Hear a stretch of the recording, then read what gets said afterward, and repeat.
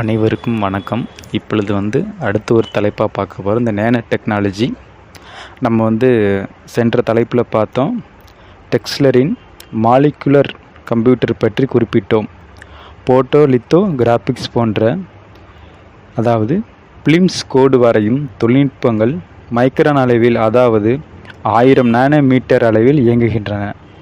மேலும் அவை ஏராளமான எலக்ட்ரான்களை இடம்பெயர்விக்கும் இடம்பெயர்விக்கும் அளவில்தான் நுட்பம் அடைந்திருக்கின்றன.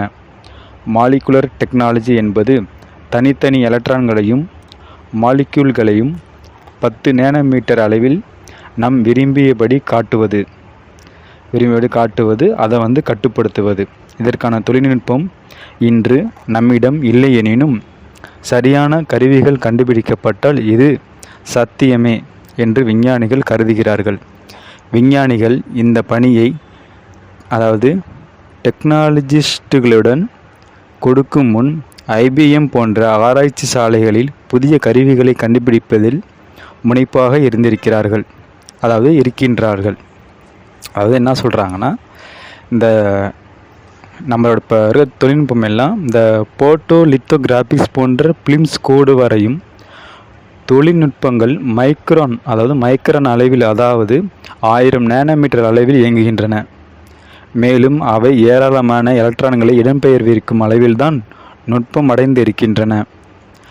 மாலிகுலர் டெக்னாலஜி என்பது தனித்தனி எலக்ட்ரான்களையும் மாலிகுல்களையும் 10 நேனோமீட்டர் அளவில் நம் விரும்பியபடி கட்டுப்படுத்துவது.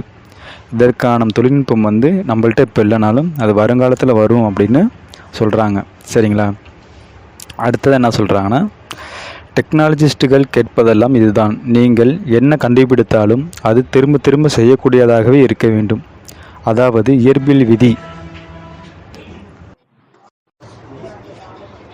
டெக்னாலஜிஸ்டுகள் கேட்பதெல்லாம் இதுதான்: நீங்கள் என்ன கண்டுபிடித்தாலும் அது திரும்ப திரும்ப செய்யக்கூடியதாகவே இருக்க வேண்டும். அதாவது இயற்பியல் விதிகளுடன் மோதக்கூடாது. இயற்கைக்கு எதிராக நாங்கள் எதுவும் செய்ய முடியாது. மேலும் எந்த தொழில்நுட்பமும் செலவினங்களும் கட்டுப்படியாகும்படி இருக்க வேண்டும்.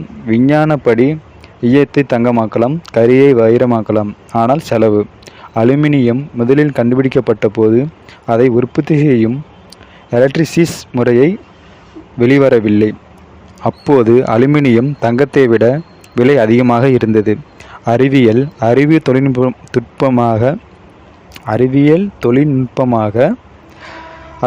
அறிவு தொழில்நுட்பமாக மாறுவதற்கு முதல் தேவை பொருளாதார சிக்கனம். மாலிகுலர் கம்ப்யூட்டர்களுக்கு தேவை தனிப்பட்ட மாலிக்யூல்ஸ்களை இஷ்டப்பட்ட இடத்தில் வைத்து கட்டடம் கட்டுவது. இது இயற்பியல் விதிகளுடன் பொருந்தாது என்பது மட்டும் உறுதியாகிறது. இதை எப்படி எளிய முறையில் செய்வது என்பதுதான் இன்றைய பிரச்சனையாக உள்ளது. மாலிகுலர் கம்ப்யூட்டிங் என்பது என்ன என்பதை இன்னும் கொஞ்சம் விவரமாக பார்ப்போம். இன்றைய உற்பத்தி தொழில்நுட்பத்தில் நாம் பயன்படுத்தும் முறை என்னென்ன? வெட்டுவது, துளை போடுவது, தேய்ப்பது, சமன்படுத்துவது போன்றவைதான். ஆனால் கம்ப்யூட்டர் செல்லுகளின் தயாரிப்பிலும் இதேதான் சிறிய பரப்பில் செய்கிறோம். ஒல்லியான சிலிக்கான் வேப்பர்களை கம்ப்யூட்டர் செல்லுக்குள்ளாக்குகிறோம். இவை அனைத்தும் உள்ள தொழில்நுட்பத்தை நுட்பமாக கவனித்தால் நாம் செய்வதெல்லாம் முரட்டு வேலை என்பது புரியும். அதாவது அதிநுட்பமான ஒரு பொருளை தயாரிக்கும் போது கூட அதன் மாலிகுல்கள் பல்லாயிரக்கணக்கில் ஆட்டு மந்தை போல் நகர்த்துகிறோம். மாறாக இயற்பியலில், வேதியியலிலும் பல உதாரணங்கள் உள்ளன. ஒரு புரோட்டீன் மாலிகுலின் உற்பத்தி உள்ள ஒழுங்கை நோக்கும்போது பிரமிப்பு ஏற்படும். அதன் நீண்ட மாலிகுல் அமைப்பு எழுத்துப்பிழை ஏதும் தவறாது.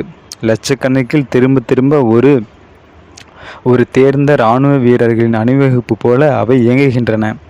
இயற்கையில் உள்ள விந்தைகள் எல்லாம் இந்த ஒழுங்கின் அடிப்படையில் அமைந்தவை.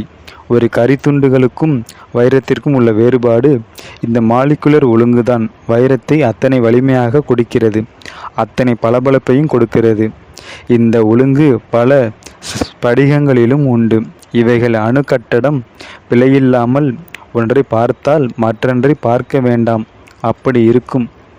இந்த ஒழுங்கு கட்டமைப்பை எப்படியாவது கம்ப்யூட்டர் தயாரிப்பில் கொண்டு வந்து விட்டால் அதில் உள்ள கன்னா பின்னதனம், அதாவது ரேண்டோனேஸ் நீக்கும்போது ஒரு சிறிய இடத்தில் நிறைய செய்திகள் சேர்க்க முடியும், நிறைய செயல்திறன் அமைக்க முடியும். இதுதான் மாலிகுலர் கம்ப்யூட்டிங் ஆதார தத்துவம். இன்றைய கம்ப்யூட்டர் சில்லுகளில் தொழில்நுட்பமான போட்டோ லித்தோகிராபிக்ஸ் இன்னும் 10 வருஷத்துக்குள் அதன் சாத்திய எல்லை எட்டிவிடும் என்கிறார்கள். அடுத்த கட்டமாக மாலிகுலர் முறைகளைத்தான் நாட வேண்டும் என்கிறார்கள்.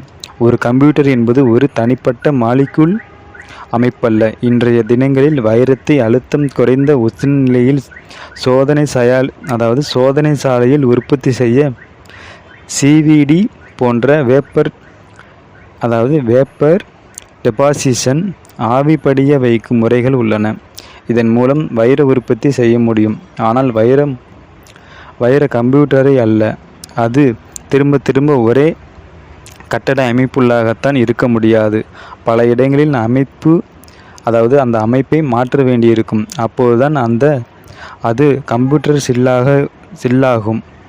விரும்பிய ஸ்தலத்தில் விரும்பியபடி மாலிகுலர் அமைப்பை மாற்றக்கூடிய கருவிகள் ஆராய்ந்து கொண்டு இருக்கிறார்கள். அவைகள் பேர்சனல் கண்ட்ரோல், இருப்பிட கட்டுப்பாடு கருவி என்கிறார்கள். இந்த கருவி சீர்மைப்பட்டால் மாலிகுலர் கம்ப்யூட்டிங் அடுத்த கட்டத்தை அடைவார்கள்.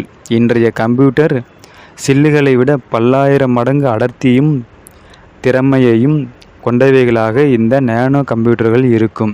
எதிர்காலத்தில் நேனோ டெக்னாலஜியில் எத்திசை செல்லும், எந்த இயலிலும் வெல்லும் என்பது அறியாத நிலை. இன்றைய தினத்தில் ஐபிஎம், எக்ஸாம் போன்ற பெரிய கம்ப்யூட்டர் தான் இதில் முதலீடு செய்து கொண்டிருக்கின்றன.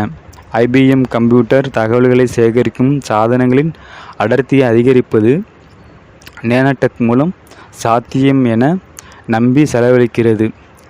எக்ஸான் போன்ற கம்பெனிகள் பெட்ரோலிய தயாரிப்பில் பயன்படுத்தப்படும் காட்லசிட்